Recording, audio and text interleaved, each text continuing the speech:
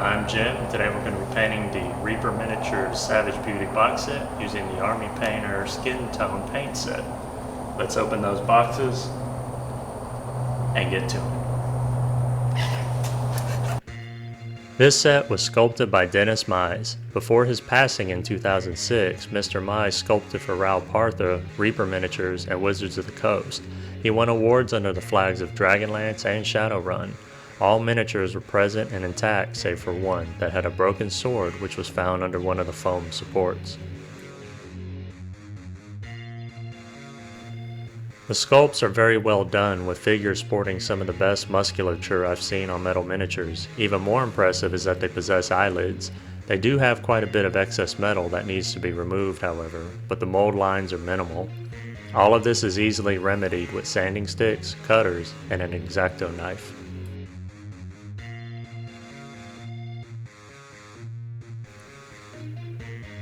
Since I'm painting a large set of figures with a lot of exposed flesh, this is the perfect time to pull down the Army Painter Skin Tones paint set that's been sitting on my shelf for a while now. The standard thank you card, available paint card, a product pamphlet, and a guide on the basic Army Painter painting methodology that comes with all Army Painter products is present here. Unlike the Army Painter Speed Paint starting set, the mixing balls aren't already added to each bottle of paint, and you'll have to add them manually. The figures have already been primed in black, and again with gray as a zenithal highlight. This was done in my batch priming video located here. I haven't used these colors before, so I did spare a moment to plan out multiple skin tones. I decided to do 2 miniatures of each skin tone, with the final miniature having its own unique coloration. For the first 2 miniatures, I chose onyx skin for the base coat. This, as with all base coats I will be doing, will be done over 3 to 4 light coats that are allowed to dry in between. I repeat this step to the second miniature I want painted in onyx skin. If you want to wash your miniatures, this would be a good time to do it. With the base coats completed for the first 2 miniatures, I mix onyx skin with maca skin at a 2:1 ratio and apply it as a highlight over 60 to 75% of the flesh. I avoid the areas that would be least touched by light. For the face, I only apply highlights to the cheekbones, nose, brow, and chin. I repeat this step over several light coats until a smooth finish is achieved. For the next highlight, I mix onyx skin with maca skin at a 1:2 ratio. This highlight I apply to 30 to 50% of the miniature, either centering this highlight in the middle of the previous or on the highest edges or points of what I'm painting, whichever makes the most sense in relation to the part of the figure. For the final highlight on these 2 miniatures, I apply maca skin to 10 to 15% of the flesh that would be exposed to direct light. I didn't mention it before, but I always use water or a mixing medium with Army Painter paints. I only use undiluted paint if I'm specifically trying to add texture, and most of the time if I'm doing that I'll just use oil paints due to its thickness. For the next 2 miniatures, I choose tiger skin as a base coat, thinning the paint down to where it will take 3 to 4 light coats to achieve a smooth finish.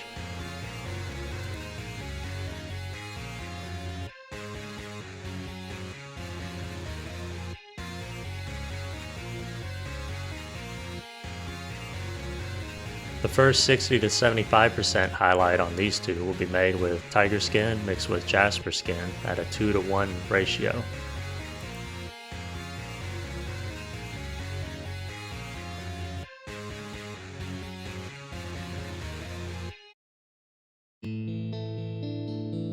The next 30 to 50% highlight will be made again with the tiger skin and jasper skin mix, though at a 1:2 ratio respectively.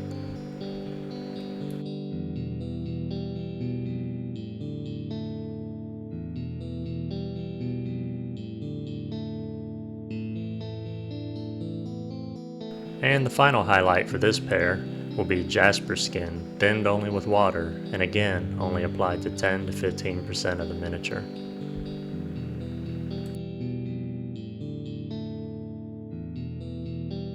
With 5 miniatures remaining, I single out the next pair and repeat the process as before, this time using dorado skin, thinned only with water as the base coat.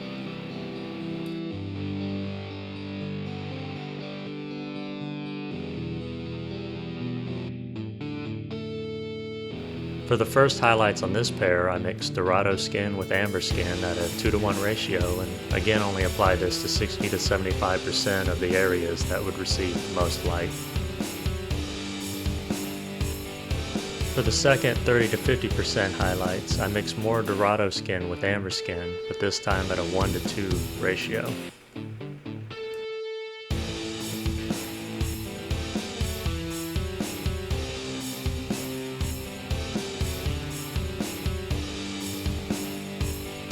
The final highlight for this pair is with amber skin, only thinned with water. Again, this is applied to only 10 to 15% of the miniature in short hatching movements, and only where the light would hit the most. If you thought that we were about to repeat the same pattern of base coating followed by increasingly smaller and brighter highlights, then you're absolutely correct. The next two miniatures will be basing with topaz skin. Here I break the monotony for just a moment. I added a very small amount of soft skin wash to the deepest recesses, such as inside the knees, elbows, abdominal muscles, neck, fingers, eyes, nose, and the mouth. I'm not just slapping this on, this is a very controlled wash, just to add some additional contrast. I ended up liking this so much that I applied the soft skin wash to the dorado skin miniatures, before adding dark skin wash to the onyx skin miniatures and strong skin wash to the tiger skin miniatures. After carefully applying the washes, it's back to business as usual, adding a mix of topaz skin with ruby skin at a 2-to-1 ratio, covering 50 to 75% of the flesh.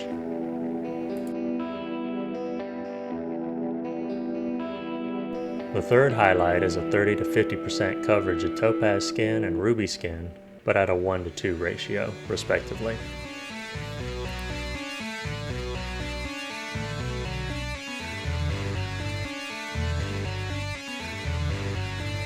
The final highlight for these two miniatures is ruby skin thinned with water and covering 10 to 15% of the model.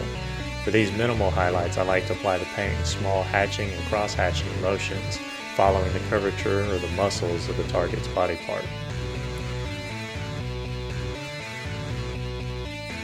For the last miniature, I start with a base coat of ruby skin. This required many coats and would have been easier if I had planned ahead and primed this miniature with gray and white instead of black and gray.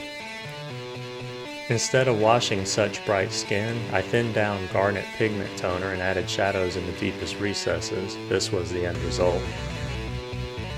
Moving on to the 60 to 75% highlights, I mixed 2 parts ruby skin with 1 part opal skin.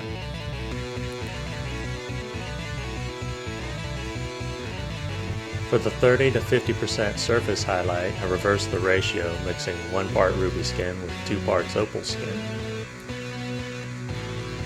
And for the final highlight, opal skin thinned with only water.